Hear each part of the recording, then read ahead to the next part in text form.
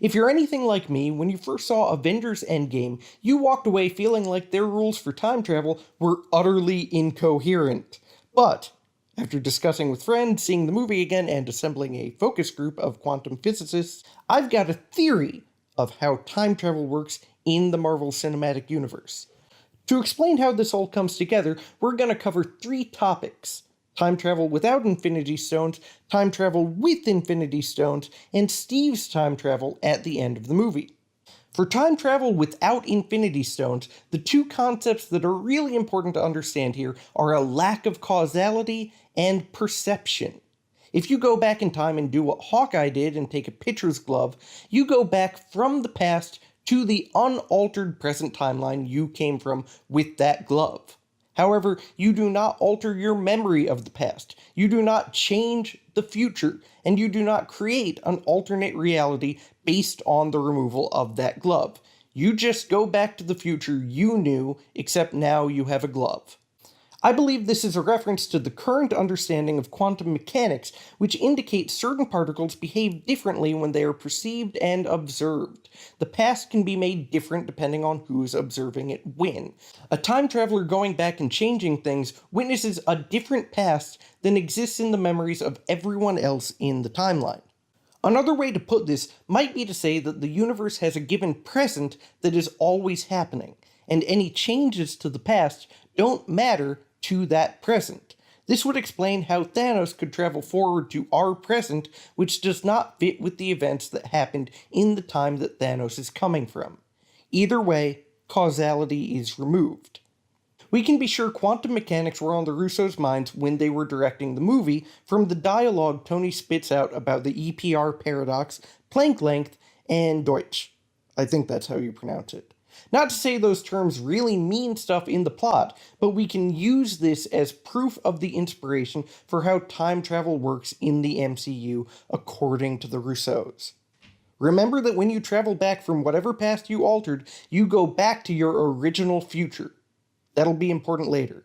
Now for time travel with the Infinity Stones involved. So you don't normally create parallel universes when you time travel, but as we saw in Bruce Banner's conversation with the old Sorcerer Supreme, the Infinity Stones mess with that a bit. Apparently the stones protect reality, and removing them through time travel does create alternate realities, which the Sorcerer Supreme believes would be worse. So, coupled with the non-causal rules of time travel without Infinity Stones, this is why replacing the stones at the moment they left doesn't end up creating alternate realities. Only removing the stones creates concurrent realities. You can do anything else in the past without creating alternate timelines, you just can't remove the Infinity Stones from the time stream. We should also note the Time Stone can do time travel, but it seems to do so in very limited amounts in seemingly limited geographical areas. Otherwise, we can assume all the Avengers would have needed to grab was the Time Stone in order to do everything else. Now, about Steve's time travel at the end of the movie. With Thanos defeated and the universe unsnapped, Captain America goes off to replace the Infinity Stones back in time the moment they were taken. Then, Steve decides to stay in the past, have his dance with Peggy, get married, have a life, and then he comes back to bequeath his shield to Sam as an old man. The problem is that only about 50% of that jives with our understanding of this version of time travel. Steve goes back in time, replaces the stones, and changes things in the past, but our current present remains the same.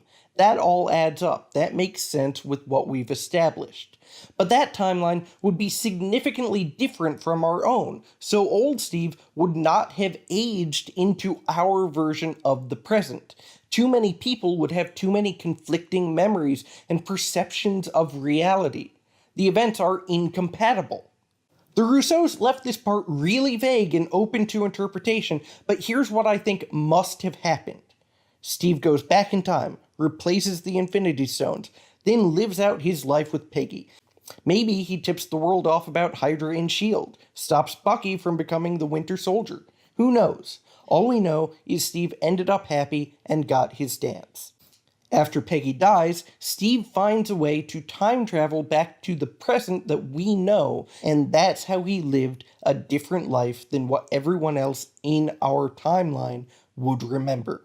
And I think the shield that Steve gives Sam lends credence to this theory.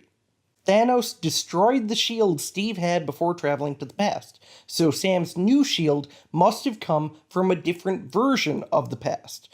But if the timeline Steve grew old in was the same as the timeline we're in now, the shield would have been subject to causality and would have never been in Steve's hands for the final fight to begin with. No, that shield, the shield that Steve gives Sam, must have been removed from the past through time travel without consequence to the perceived past in the memories of the present timeline, just like what happened to the Infinity Stones and Mjolnir. You can take stuff from the past without consequence. There is no causality to it. But that's just my take. I think it's the only way this all adds up, but I could be wrong.